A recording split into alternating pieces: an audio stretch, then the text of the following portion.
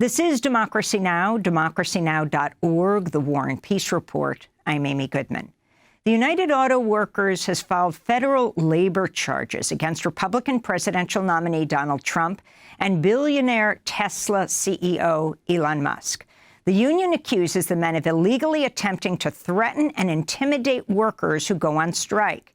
The UAW's complaint with the National Labor Relations Board comes in response to these comments made by Trump during a discussion with Musk Monday on the social media platform X, which Musk owns. You're the greatest cutter. I mean, I look at what you do. You walk in and you just say, "Do you want to quit?" They go on strike. I won't mention the name of the company, but they go on strike and you say, "That's okay. You're all gone. You're all gone." So every one of you is gone, and you are the greatest. You would be very good. Oh, you would love it. On Tuesday, UAW President Shawn Fain spoke to CBS about why the union filed federal labor charges against Trump and Musk. This is the problem in America right now. The rich keep getting richer at the expense of the working class. And people like Donald Trump and Elon Musk, they sneer at labor law, but they don't care about labor law because they don't care about working class people. They believe in buying off the system and buying off politicians and being able to have their way with people. And, look, employers need to be held accountable in this country when they break the law. It is a federal right of workers to go on strike, and they cannot be fired for that. But, people like Donald Trump and Elon Musk, they laugh about firing people because they can care less about people and about their jobs and what they do to their careers. All they care about is the billionaire buddies and taking more wealth. And so this is a which side are you on election. And that's why working class people will vote for Kamala Harris and Tim Walz, because they're one of us. And Donald Trump and Elon Musk represent everything that this nation stands against. While the UAW has endorsed Kamala Harris, Elon Musk is funding a new political action committee to help elect Donald Trump. There have been reports Musk was planning to spend $45 million a month to help elect Trump, but Musk has disputed that figure. We're joined now in Boston by Wall Street Journal reporter Dana Mattioli. She recently co-wrote an article headlined, "Inside Elon Musk's Hands-on Push to Win 800,000 Voters for Trump." She's the author of the new book, The Everything War, Amazon's ruthless quest to own the world and remake corporate power. We're going to talk about that in a minute, but let's start with Elon Musk and your latest reporting, Dana.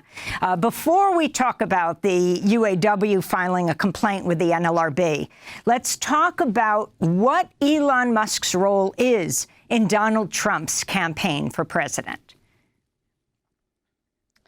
It's really fascinating. As early as a few months ago, Elon Musk said he would not be contributing any money to either presidential candidate. And what we've seen is a complete 180. Not only did he start this super PAC with lots of money to help Donald Trump win, he is really taking on the get out the vote aspect of the Trump campaign. He also had a big endorsement for Donald Trump after the assassination attempt. So he's become like a very big political player this presidential cycle, in addition to running 6 companies that he's involved in. And this is a person with a very big microphone. The super PAC is looking to get 800,000 low-propensity voters in swing states to the polls for Donald Trump. Elon also wants his workers in those states to register new voters to get them for the polls. But it's had a bit of disruption the last few weeks because he signed off on firing a lot of their vendors. Firing the vendors, which, of course, firing was what Donald Trump was praising his ability to do in that conversation he had with Elon Musk on X. But talk more about why he broke with the Democrats and joined Donald Trump in his effort to become president. Yeah, it's sort of this remarkable political transformation. As of a few years ago, Musk has said that he exclusively voted for Democrats. He voted for Obama. He was pretty close to President Obama. And he voted for Democrats up and down the ticket. What has happened is during the Biden administration, there was a break between Elon and the Democrats. He felt like he was almost pushed out of his party. It related to Tesla primarily. The Biden administration, because he has said he wants to be the most pro-union president in history, Biden is very reliant on the United Auto Workers Union. And the United Auto Workers Union does not love Tesla because Tesla's factories are not unionized. So whenever Biden held electric vehicle summits or would praise other companies for moving to the transition away from fossil fuels, Elon Musk and Tesla were not invited or name checked. And this really grated on the billionaire because, his company has primarily the biggest market share in the EV space. It felt like these personal slights. In addition to that, as Elon Musk's wealth grew, he's the richest man in the world, the progressive wing of the party started villainizing him for wealth, for taxes, for, income disparity in the country. And, he started to move more to the right the last few years, culminating in this historic PAC that he helped form. So can you talk about what Florida Governor Ron DeSantis and his staff, when he was running for president, has to do with the new super PAC that Elon Musk is behind but doesn't want to be seen as behind? Yeah, so when Elon started this super PAC in April, he started meeting with vendors in Austin, Texas, and he told them that he wanted to create this red wave of voters. And he started relying on these Texas-based advisors for this. More recently, just a few weeks ago, he brought in some of the team from Ron DeSantis's failed presidential bid. These are people from the campaign, but also Ron DeSantis's super PAC. He brought them in, and then right after he brought them in, we saw the vendors change at Elon's super PAC called the America PAC. And that's caused really big disruptions because the people that were hired to knock on doors in all these swing states were fired. The people that were hired to maintain the super PAC's website, to get forms out to prospective voters who wanted to register to vote, were fired. So those forms never went out.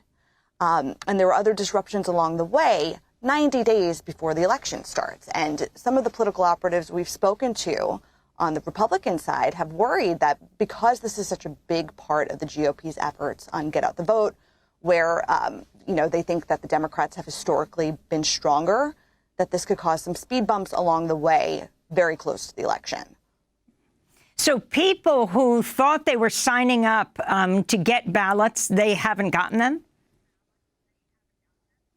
Yeah, that's right. People that from swing states that put all of their information into the America PAC's website were supposed to be mailed documents that they could then sign and send to their elected officials to register.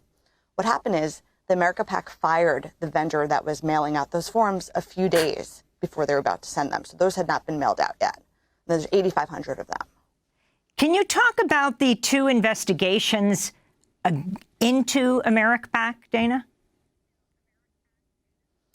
Yeah, so that very issue has raised some alarm bells at some of the swing states, and they were worried that the America PAC was just collecting voter information under the guise of registering them to vote. But the full picture is a little bit more complicated.